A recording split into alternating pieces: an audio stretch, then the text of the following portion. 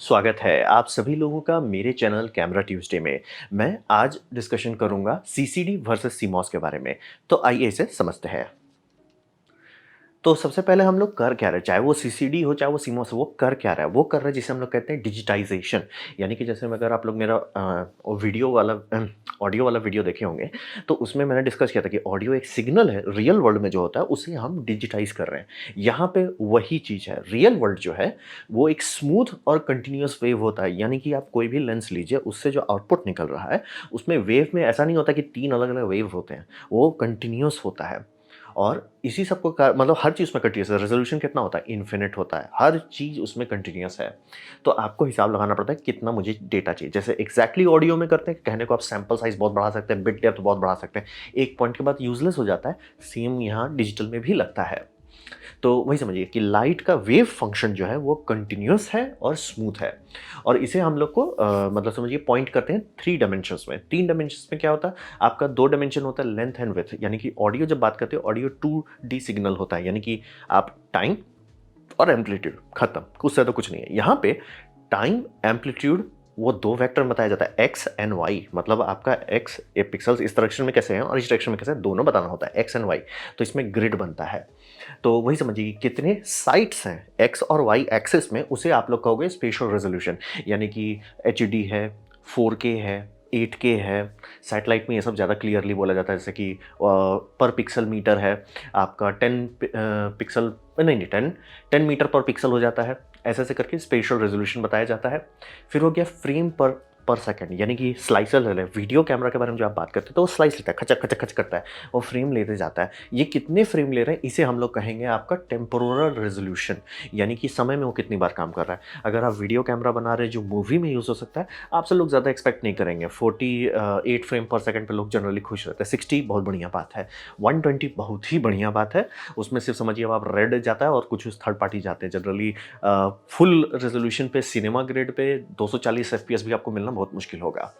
तो वही समझिए एक्स एंड वाई को हम लोग कहेंगे आपका स्पेशल रेजोल्यूशन। और ये मतलब फ्रेम्स कितना ले रहे हैं उससे कहेंगे हम लोग टेम्पोरल रेजोल्यूशन। ठीक है, यहाँ पे तो मैंने आपको दो वेक्टर क्लियर कर दिया, लेकिन अब पिक्सल पे आते हैं। एक पिक्सल जो कि एक्स एंड वाई कर रहे हैं, तो आपके पास एक स्पॉट बन रहा है। वो स्पॉट का क्या है? उस स्पॉट को हम लोग कहेंगे पिक्सल जो है, ये आपका डिफाइन करता है क्वालिटी कैसा है। ये आपका डिफाइन करेगा आईएसओ कितना है, डायनेमिक रेंज कितना है, नॉइज कितना बन रहा है। ये सारा चीज आपका हो रहा है पिक्सल लेवल पे। कई सारे पिक्सल को जोड़िए तो उससे आपका बनता है स्पेशल रेजोल्यूशन। कई सारे स्लाइसेस लीजिए तो उससे बनता है आपका टेम्पोरल रेजोल्यूशन। ये आपका 3D डेटा क्लियर कर देता है। अब रहा बात कि होता करना क्या है हम लोग को। करना ये है कि आपका 400 नैनोमीटर से लेके 700 नैनोमीटर तक के बीच का ये जो स्लॉट निकल रहा है, ये मतलब जो आपका ये रेंज है, इस रेंज को, इस बैंड पास को हम लोग को कैप्चर करना है। इसके इधर वाले का कोई फायदा नहीं है, उधर वाले का कोई फायदा नहीं है, हमारा आंख नहीं दिखता है। तो इसीलिए हमें यहीं से यहां तक में सब चीज करना है। ये सारा चीज आपको इसी में करना है। और तीन, इसे अगर स्टडी करना चाहते हैं तो जनरली 3 सेक्शन में बांट के काम हो जाता है। अब रहा बात कि सिलिकॉन, आप लोग सुनते होंगे सेमीकंडक्टर, सिलिकॉन। तो सिलिकॉन के पीछे हम लोग क्यों भागते हैं? सिलिकॉन के पीछे इसलिए भागते हैं कि अगर आप सिलिकॉन का एटम लेते हैं और उसके साथ सही से उसे एकदम प्योर कर देते हैं, आई मीन 99.9999% प्योर कर देते हैं, ये डायरेक्टली आपका फोटोन से इंटरेक्ट करने लग जाता है। यानी कि उसका एक यूनिट लीजिए, पिक्सल जिसे हम लोग कहते हैं, उसे यूनिट लीजिए, उसमें सिलिकॉन एटम है। अगर उस पर इंसिडेंट फोटोन पड़ता है, यानी फोटोन आके ढंग से मारता है, वो इलेक्ट्रॉन डायरेक्टली रिलीज कर देता है। यानी कि ये एलिमेंटल लेवल पे आपको फोटोन को कन्वर्ट कर दे रहा है। यही है सारा बेस हमारा टेक्नोलॉजी का, कि ये फोटॉन्स लेता है, फोटॉन्स के बदले इलेक्ट्रॉन क्रिएट कर देता है डायरेक्ट। यही है हमारा जो मेन फोटोन टू इलेक्ट्रॉन कहाँ पे हो रहा है? सिलिकॉन में हो रहा है। सिलिकॉन में क्या हो रहा है? सिलिकॉन में सिलिकॉन का खुद का वो फंडामेंटल प्रॉपर्टी है, इसीलिए हम लोग सिलिकॉन के पीछे हाय तौबा करते हैं। क्या सिलिकॉन के सिवा कोई और चीज़ है? हाँ, बहुत सारी और चीज़ भी हैं, लेकिन वो अलग अलग वेवलेंथ में होता है। जैसे मान लिया आप साइंटिफिक इंस्ट्रूमेंट बना रहे हैं और आपको ये नहीं यार मेरे को अल्ट्रा वायलेट के लिए चाहिए, वो आप यहाँ इंस्ट्रूमेंट बदल दोगे। कोई उल्टा भी हो सकता है कि नहीं यार मेरे को इंफ्रारेड में जाना है, इंस्ट्रूमेंट बदल जाए। जैसे थर्मल कैमरा में अलग इंस्ट्रूमेंट होता है, वैसा ही समझ लीजिए। तो यही है मेन, कि आप फोटोन को इलेक्ट्रिकल चार्ज में बदल रहे हैं। यही होता है डिजिटाइजेशन। इसी को 3 डायमेंशन में कीजिए, मतलब एक्स वाई यानी पिक्सल्स का ले लेके कीजिए, और उसके बाद टेम्पोरल करते जाइए, आपको मिल गया सेंसर। तो ये हो गया मेन प्रिंसिपल। हो क्या रहा है? यही हो रहा है डिजिटाइजेशन। अब बात करते हैं चार्ज्ड कपल डिवाइस, यानी कि गाड़ी यहीं से खुली थी। ये कहिए 1970 तक में गाड़ी खुल चुकी थी इसकी। तो ये है मेटल ऑक्साइड सेमीकंडक्टर। ये हमारा पहला टेक्नोलॉजी था जब हम लोग एनालॉग से डिजिटल में कूदे थे। एनालॉग में पिक्चर ट्यूब्स आते थे, उससे हम लोग एक स्टेप आगे गए चार्ज कपल डिवाइस में। और ये इसका इस तरह से दिखता है, इलेक्ट्रॉन माइक्रोस्कोप में आप देखोगे दिख जाएगा इस तरह से। तो इसमें ट्रिक ये है, इसका सबसे बढ़िया ट्रिक ये है कि इसमें ट्रिगर एक इंस्टेंस पे होता है, यानी कि खचांगी जो कर रहे हैं, जो क्लिक कर रहे हैं, वो इलेक्ट्रिकल वायरिंग से की जाती है कि रीसेट लाइन जिसे कहते हैं, वो एक इंस्टेंट पे सारे पिक्सल पे लागू होता है। यानी कि ये करता है, इसमें रोलिंग शटर नहीं होता, ये एक ही शॉट में पूरा स्नैप ले रहा है, सारा पिक्चर एक शॉट में आ रहा है। लेकिन वहाँ तक तो हो गया, आपने कैप्चर कर लिया बल्ले बल्ले। लेकिन जैसे ये सब आप ब्लू स्पॉट्स को देखिए, ये हो गया आपका पिक्सल साइट। यहाँ पे आपका सिलिकॉन है, यहाँ पे सिलिकॉन अपना काम कर रहा है बल्ले बल्ले। उस पर फोटोन पड़ा, फोटोन को उसने चार्ज में कन्वर्ट कर दिया, आपने चार्ज को स्टोर कर लिया। चलिए उसके बाद, क्योंकि यहाँ तक तो अभी तक तो आपने बस कन्वर्शन किया है, कन्वर्शन को फिर डिजिटाइज कैसे करोगे? तो यहाँ पे आपको होता है चार्जेस को हैंडल करना पड़ता है। यहीं पे सारा रिसर्च एंड डेवलपमेंट होता है सिलिकॉन इंडस्ट्री में, कि भैया पहले आप सेंसर से उसे बस बार में डालिए, शिफ्ट रजिस्टर में डालिए, चार्ज उठाइए, चार्ज को दूसरे में डालिए, ठीक है। फिर उससे ये सब पिक्सल में एक शॉट करना है आपको, कि सारा पिक्सल्स है, सबको एक शॉट में डंप मारिए, फिर डंप करके धीरे धीरे नीचे लाते जाइए, फिर उसको धीरे धीरे करके डिजिटाइज कीजिए।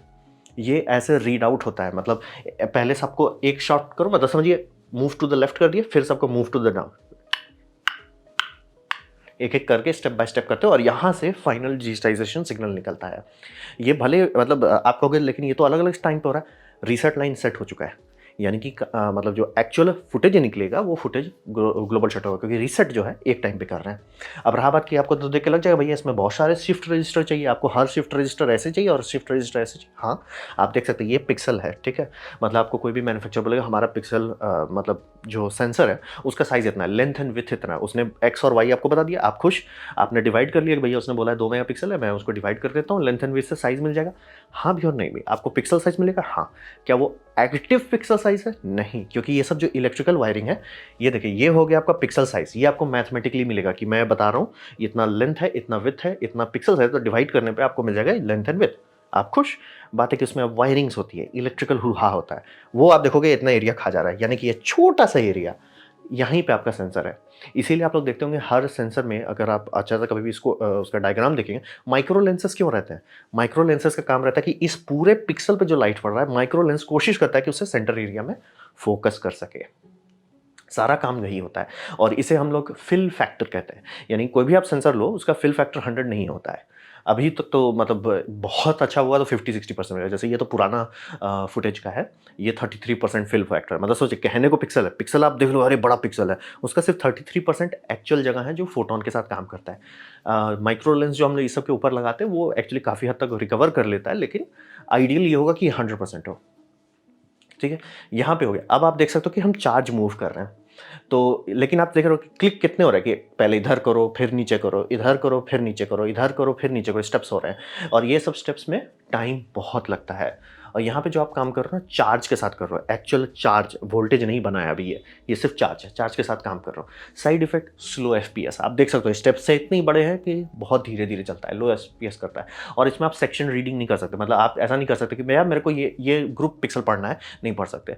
जैसे अगर आप लोग देखते होंगे आजकल बहुत सारे कैमरा में एफपीएस जो है, खासतौर पर हाई स्पीड कैमरा में एफपीएस और फ्रेम साइज मिलता है एक दूसरे के रेशियो में, यानी कि आप छोटा करते जाओ फ्रेम साइज को, एफपीएस बढ़ते चला जाता है। भैया ऐसा कैसे हो रहा है? इसमें वैसा नहीं हो सकता, इसमें सारा एक साथ रीड करना है।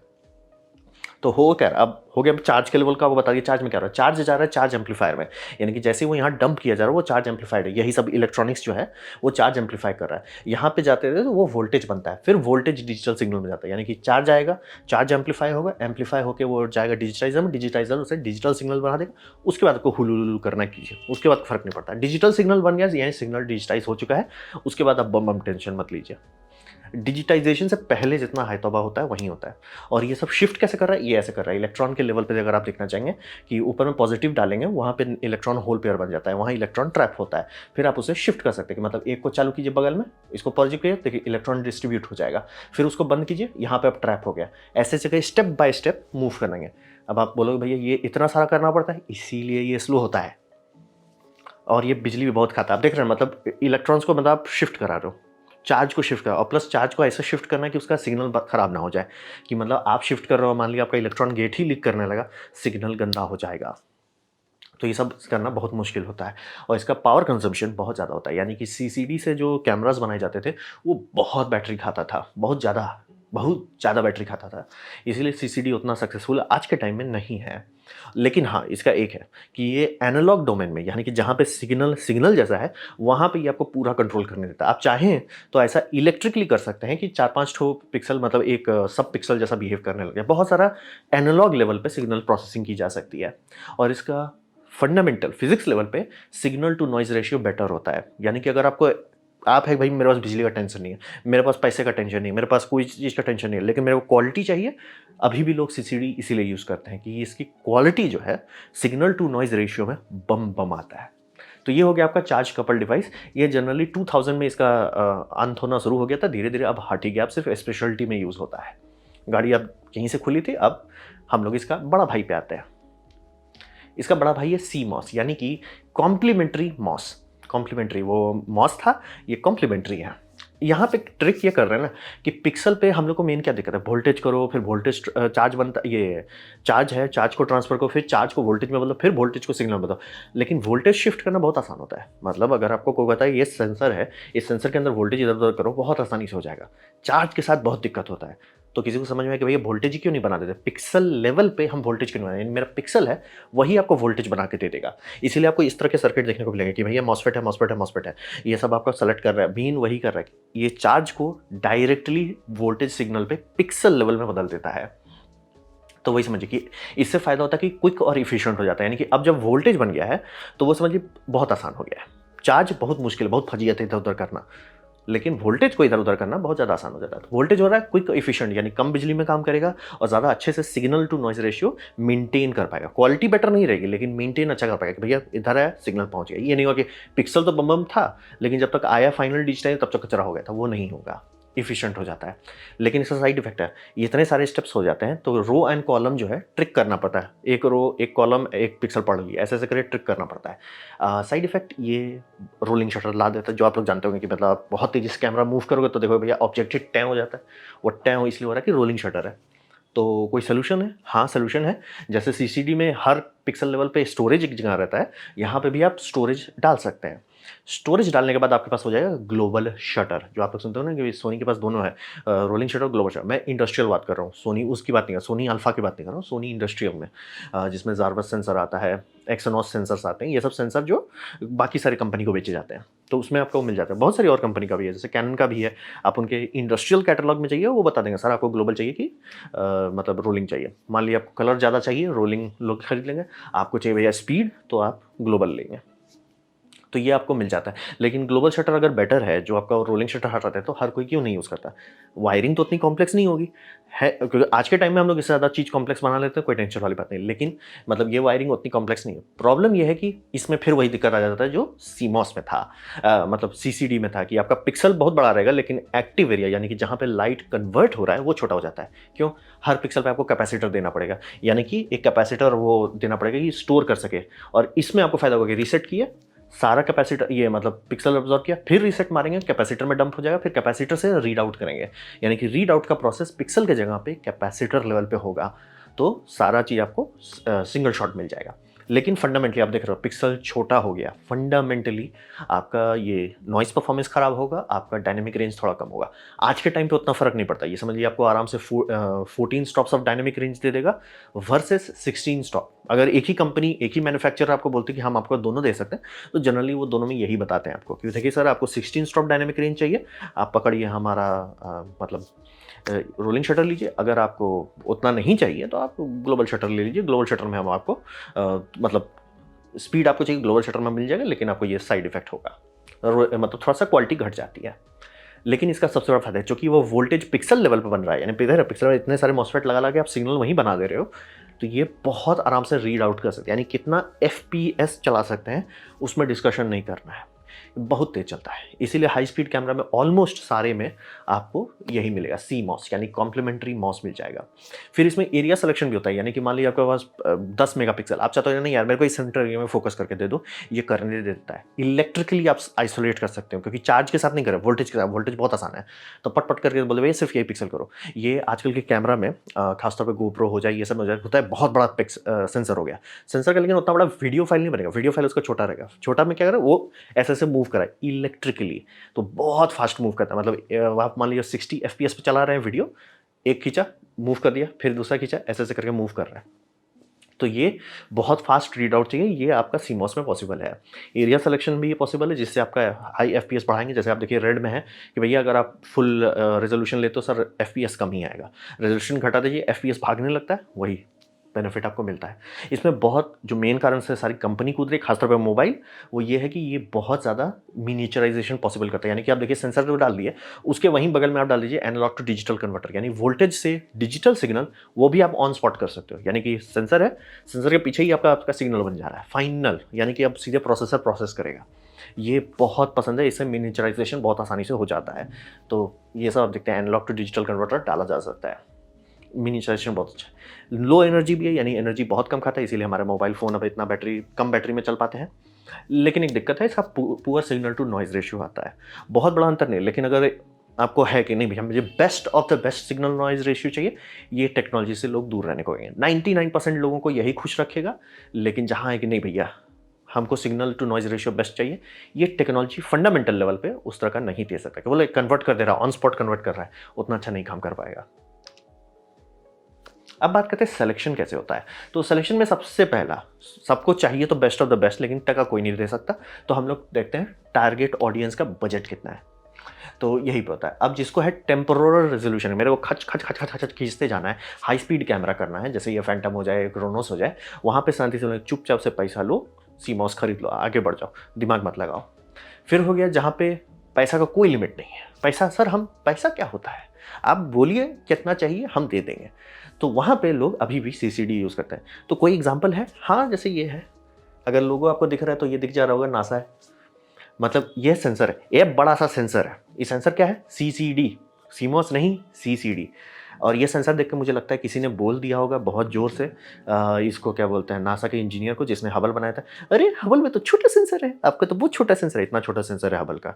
तो यहाँ पे ये उस हबल का रिप्लेसमेंट बन रहा है, उसमें ये बड़ा सेंसर लो, बड़ा ले लो तुम, बहुत बड़ा सा सेंसर है। और एक एक सेंसर साइट जो है, एक साइट जो आप देख रहे हैं इसमें आपको दिख रहा होगा, मतलब बड़े बड़े यूनिट्स हैं, 3 का रो है और 6 ठो कॉलम है, तो एक एक साइड 4K का है, एक ठो 4K का है, शुद्ध शुद्ध CCD है। यानी कि इसकी क्वालिटी के सामने डिस्कशन नहीं करना है सर, डिस्कशन नहीं करना है आपको रेजोल्यूशन भले मिल जाए, लेकिन जब भी आपको होता है मेरे को क्वालिटी चाहिए डेटा का और बजट का इशू नहीं है, चुपचाप से पैसा लो और CCD दे दो।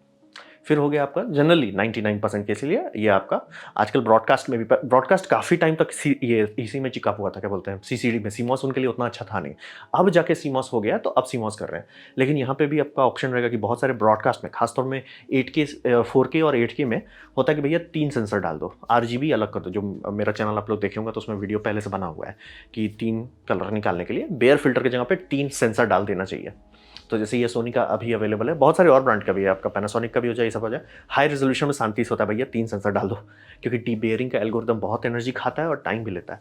ये सब आपका 120 FPS पे ब्रॉडकास्टिंग कर सकता है, वो सर्वर में जाता है और सर्वर से निकाला जाता है 60 FPS, 424 FPS, या स्लो डाउन जो देते हैं क्रिकेट में एकदम एकाएक स्लो डाउन कहाँ से आ जाता है, वो रिकॉर्डिंग हमेशा करता रहता है। तो वो सब करना है तो भैया शांति से 3 सेंसर डाल दो, पैसा का कोई प्रॉब्लम नहीं है, तो उसकी तरह करते हैं। तो वही बोल रहे कि इस सेंसर देख मुझे हंसी आती है, मतलब सही में किसी ने बोल दिया था क्या, चाइना कुछ बोल दिया था क्या कि भैया आपका सेंसर तो छोटा है, ये बड़ा सा प्लेट बना दिया सेंसर का। तो ये है सिलेक्शन क्राइटेरिया। तो 99% लोगों के लिए शांति से CMOS खरीदो, अगर आपके पास पैसा का कोई लिमिट नहीं है तो CCD में आ जाओ। लेकिन हाँ, FPS नहीं मिलेगा, ये सब ऑब्जर्वेटरी में जाता है, उसमें लॉन्ग एक्सपोजर्स होते हैं, उसमें कोई दिक्कत नहीं है CCD के साथ। और अभी भी मतलब वीडियो कैमरा में भी CCD का यूज़ है, लेकिन मतलब कॉस्ट इतना रहता है कि यार उतना प्रैक्टिकल नहीं है। तो ये था मेरा प्रेजेंटेशन आपका सीसीडी वर्सेस सीमॉस के बारे में। उम्मीद करता हूँ आपको अच्छा लगा, कुछ सीखने को मिला, कुछ समझ में आया। अगर ऐसा है, लाइक कर दें, दोस्तों के साथ शेयर कर दें, उससे मेरा काफ़ी भला होगा। नहीं अच्छा लगा, नहीं पसंद आया, कोई बात नहीं, आप डिसलाइक दबा सकते हैं। मैं कहूँगा डिसलाइक 2 बार दबाएँ, उससे मुझे पता चलेगा कितना ना पसंद हुआ है। मैं आपसे कहूँगा कि कमेंट लिखें, मैं हर कमेंट को पढ़ने की कोशिश करता हूँ। आपसे कहूँगा सब्सक्राइब कीजिए, बेल दबाइए अगर आप फ्री हैं तो। आपने वीडियो देखा जान के मुझे बहुत खुशी हुई। धन्यवाद।